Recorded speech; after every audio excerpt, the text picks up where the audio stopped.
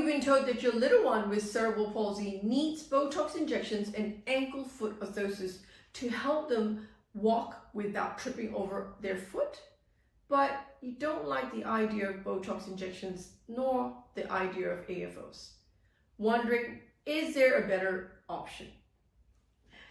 Hi there, it's Neesha from Sydney Kids Physio.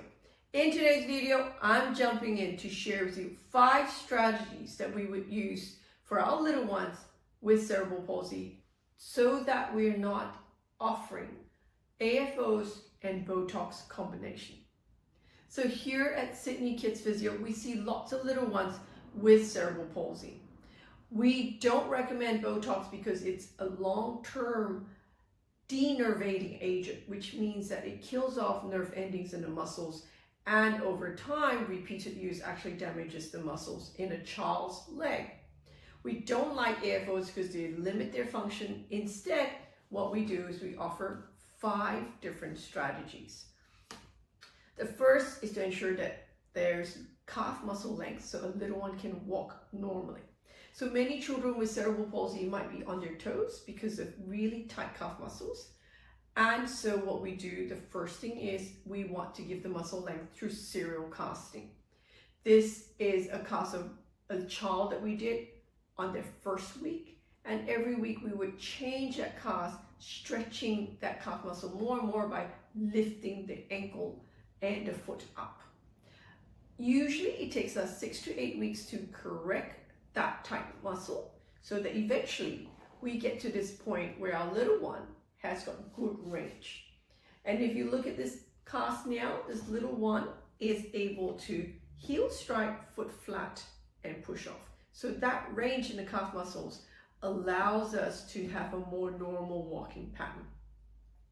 The second strategy after that is we must make sure that we maintain their midfoot posture. So we would recommend customized insoles that are made of thermoplastic. These are called UCBLs, and they specifically are made for every child to support their midfoot to allow their foot to be in the right posture when they're walking. This is often put inside the shoe in combination with number 3, dictus bands. So this is a dictus band around the ankle, and there's hooks on the shoe with the band that would allow a child to learn to lift their foot up so that they heel strike, foot flat, push off. So with the orthotics inside, keeping their midfoot in alignment, they are now learning to walk with a more natural walking pattern. Now, to prevent that spasticity from coming back into their calf muscles and making them short and tight again, we use radial shockwave therapy. So the third strategy is to use radial shockwave therapy instead of Botox to reduce the spasticity in their calf muscle to allow them to maintain the range that we gave them with serial casting. This is temporary and there is no long-term damage to muscles, and that's why we prefer this over Botox, and we would do it weekly to reduce that increased muscle tone in your child's calf muscles to allow them to walk naturally.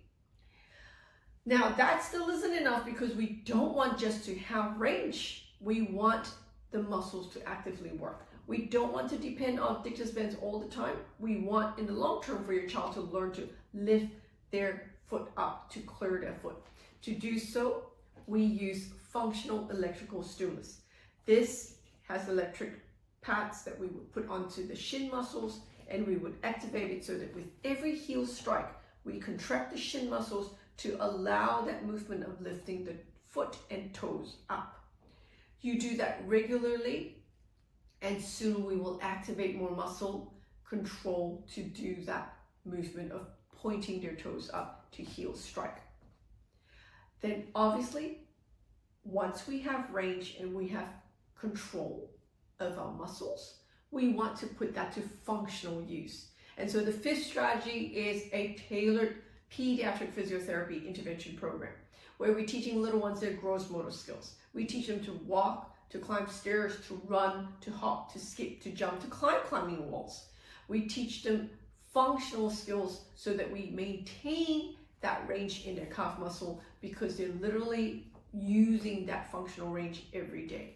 So if you're out there and you have a little one with cerebral palsy and you don't like the idea of Botox injections and AFOs, which really limits their movement, making them stomp around, what you need to do is to speak to one of our expert pediatric physiotherapists here at Sydney Kids Physio.